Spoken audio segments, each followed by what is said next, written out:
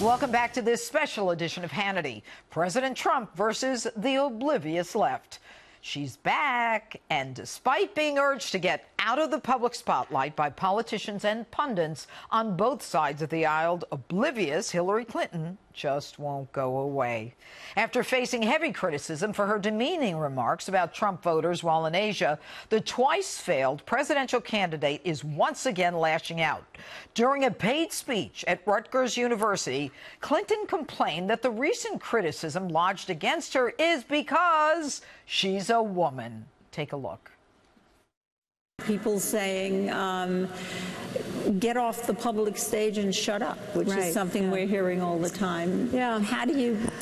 Well, that began to happen after the election. Yeah. And, the election was pretty traumatic. I was really struck by how people said that to me, mostly people in the press, for whatever reason, like, oh, go away, go away. And I had one of the young people who works for me go back and do a bit of research. They never said that to any man who was not elected. But I do worry that what's happened to the Republican Party is that it's being held captive by a very small group of powerful forces. We have seen the power of the NRA, for example. While Hillary Clinton continues to bash Republicans and play the gender card, her speaking fees are taking a hit. According to reports, the $25,000 Hillary Clinton received for the speech you just saw was actually $7,000 less than Rutgers paid Jersey Shore reality TV star Snooki. So, joining us now with a reaction is RNC chairwoman Ronna McDaniel. Ronna, I just want to say one thing. Hillary Clinton just said in that sound, she said that the press kept telling her to go away. Now, what I find shocking is they told her anything, given that she roped them off. Do you remember that during the campaign? She had them all roped off so she wouldn't have to talk to them. What's your take on Hillary and what she's doing in the public square?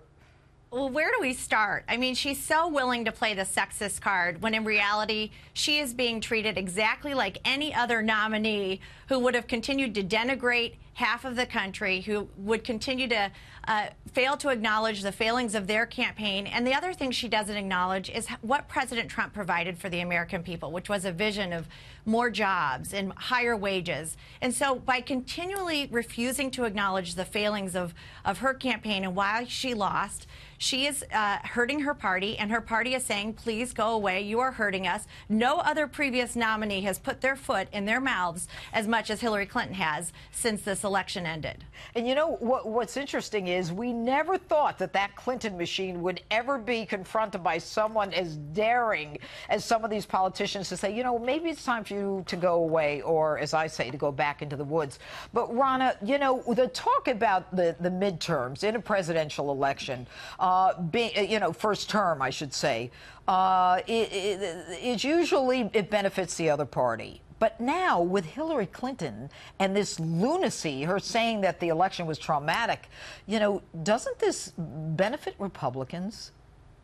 It does, and I do think the people who aren't telling her to go away are the Democrat leadership. We haven't heard from Chuck Schumer or Nancy Pelosi, and what she said was truly insulting. To say that women only voted for President Trump because our husbands told us to, that is so denigrating. To say that we are against African Americans having jobs and progressing in our economy, that is so insulting. And so what she has said should be denounced by Chuck Schumer and Nancy Pelosi and these red state Democrats that we're not hearing from. Joe Donnelly, Debbie Stabenow in my state, Tammy Baldwin, Bill Nelson. Where are you? So it's interesting that the Democrat leadership is not distancing themselves as vocally as they should be from the very, very insulting comments of Hillary Clinton. And it is going to help us in these midterms because President Trump not only put forward a vision in this election, he is delivering.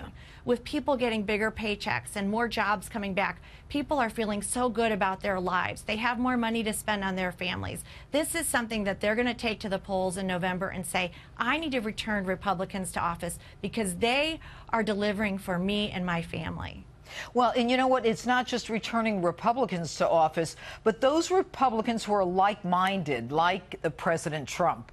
You know, I think that going forward, it's only going to benefit candidates to at least talk the way President Trump does. Yeah, of course. I mean, look at what President Trump has done in this year. ISIS is on the run. Our military is being funded. He cares about our borders and our laws. He cares about our judges, making sure they abide by our Constitution. And then just look at the deregulation and the tax cuts.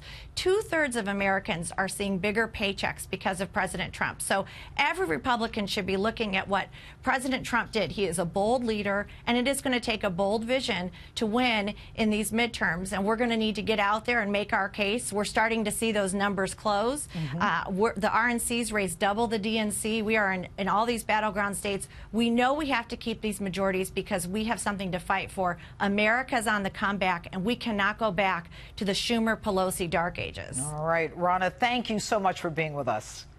Thanks for having me.